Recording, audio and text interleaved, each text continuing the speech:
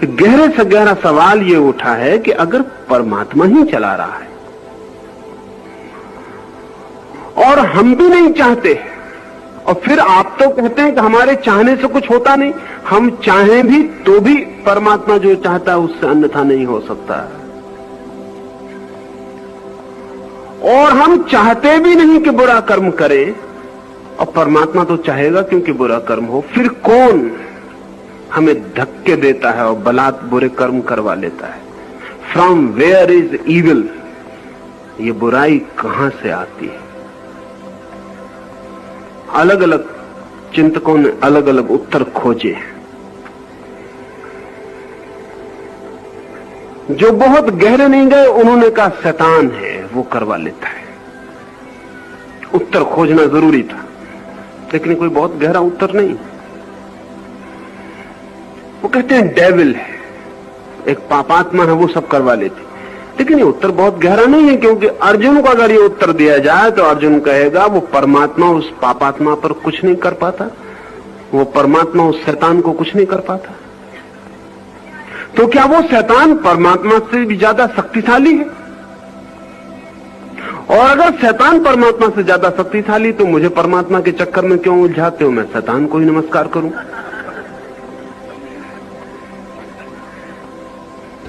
क्षमा कर देना ये मतलब है। बात तो इसलिए कहूं कि तुम्हारा भरोसा दूसरा एक तत्व खोजने की कोशिश। एक ईसाई फकीर के संबंध में कहानी है। एक दूसरा भी है परमात्मा के अलावा जो लोगों को पाप में धक्के दे रहा है। सामने कर दिया, जैसा कि जीसस का उपदेश, जो तुम्हारे बाएं गाल पर चांटा मारे दायां उसके सामने कर देना। वो आदमी भी दुष्ट था, उसने भी जीसस की तो केवल वे ही राजी हो सकते हैं जो हमको न धोखा दे सको। उसने किसी भी चीज के लिए राजी हो चांटा मारती। इस उत्तर से और कोई राजी नहीं। उसने दाएं गाल पर चांटा मारा, वो फकीर झपटा और उस आदमी की छाती पे सवार हो गया। उसने कहा ये तुम क्या कर रहे हो? मनोवैज्ञानिक उत्तर देते हैं, वो ये कहते हैं जीसस को मानने वाले हो कि और ये तुम क्या कर रहे हो? उसने कहा कि जीसस ने कहा कि बाएं पे कोई मारे दाएं कर देना। दाएं पे जब कोई मारे उसके आगे उन्होंने कुछ कहा भी नहीं, और दाएं के आगे कुछ है भी नहीं। रजस, अब हम स्वतंत्र हैं। जीसस का वचन कर दिया, निपटा दिया। उनका उत्तर बहुत वैज्ञानिक है। तुम सभी सिद्धांतों को चुका। वो कहते हैं प्रकृति त्रिगुणा है, और जल्दी ही तुम प्रकृति। और मैं आपको ये कहूं, ऐसी भूल मत करना कि ये तीन गुण की बात जब कृष्ण ने कही थी तब बड़े वैज्ञानिक आधार रखती थी।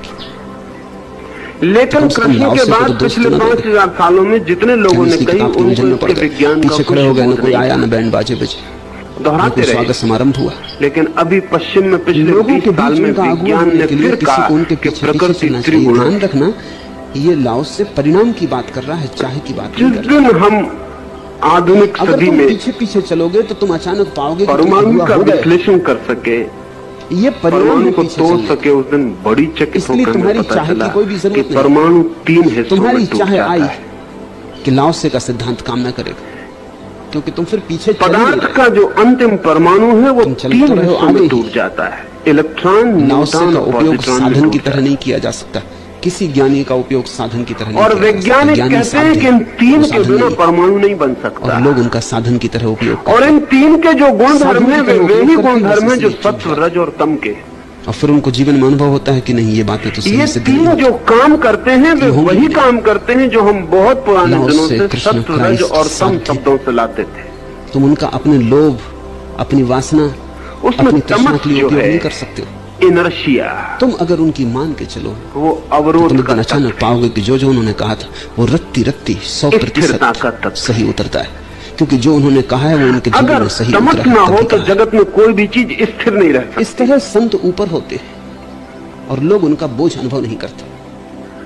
अगर तुम किसी के ऊपर रहोगे तो पत्थर उठा के फेंकते हैं, और बोझ को कौन सा? अगर जगत में कोई तमस ना हो, कोई ग्रेविटेशन ना हो, रोकने वाली कोई ताकत, अवरोधक ना हो, तो फिर पत्थर कभी भी गिरेगा नहीं। आत्मा तड़फने लगती है, तुम्हारे पंख कट जाते हैं, फिर वो चलते ही रहेगा। पति पत्नी के ऊपर है तो बोझ, पत्नी पति के ऊपर है तो बोझ, कुछ अवरोध, पिता बेटे के ऊपर है तो बोझ, और बेटा कोशिश करेगा कभी इस बोझ को उतारेगा। आप भी पृथ्वी पर नहीं हो सकेंगे कभी के हम उड़ गए। सारी जिंदगी में हर आदमी की कोशिश से जमीन खींच रही तमस, ग्रेविटेशन का भार, और हमें रोके बोझ बन जाते हैं। अभी जो अंतरिक्ष यात्री अंतरिक्ष यात्रा पर गए, उनकी बड़ी से बड़ी कठिनाइयों में एक कठिनाई ये है कि जैसे ही जमीन के ग्रेविटेशन के बाहर होते हैं 200 मील के पार, वैसे ही कशिश समाप्त हो जाती है, हो जाते, तो आदमी गुब्बारे जैसा हो जाता है।